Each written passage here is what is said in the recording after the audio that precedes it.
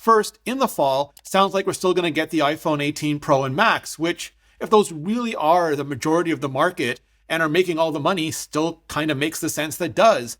Burgundy, coffee, and purple are the rumored frontrunners for the hot new color, and there's an outside chance Face ID will melt away inside the display, leaving a smaller or no dynamic island behind, maybe a punch hole. There will also almost certainly be a C1X or C2 Apple homespun modem, replacing the probably still more globally compatible, but definitely more power-hungry Qualcomm kit, and an Apple A20 Pro chipset on TSMC's 2nm process, presuming everyone's PIM particles are firing properly, along with an even better performance efficiency and a battery that could get ever so slightly physically embiggened and maybe bettered as well.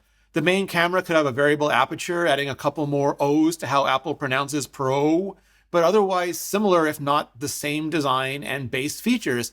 So unless you hate the dynamic island and have just been waiting for Apple to kill it so you could watch it die, or same for the Qualcomm modem, or you really want that battery boost or whatever new main camera sensor Apple manages to cram in there, along with a secret wish list item like 8K video, #finally, there really isn't too much reason to wait, except for a phone, a tablet, a hinge.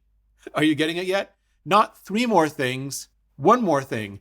This fall, Apple will reinvent the Foldable. I mean, ish. Yes, the company that's been exploring hinged iPhones since at least the 2011s, but didn't think the technology was out of elementary school until very recently, is now widely expected to ship its first folding, or rather unfolding iPhone this year. And I've been using various incarnations of the Pixel Fold for my work phone for the last few years, so I have a lot to say about this. A whole nother video's worth to say coming your way soon.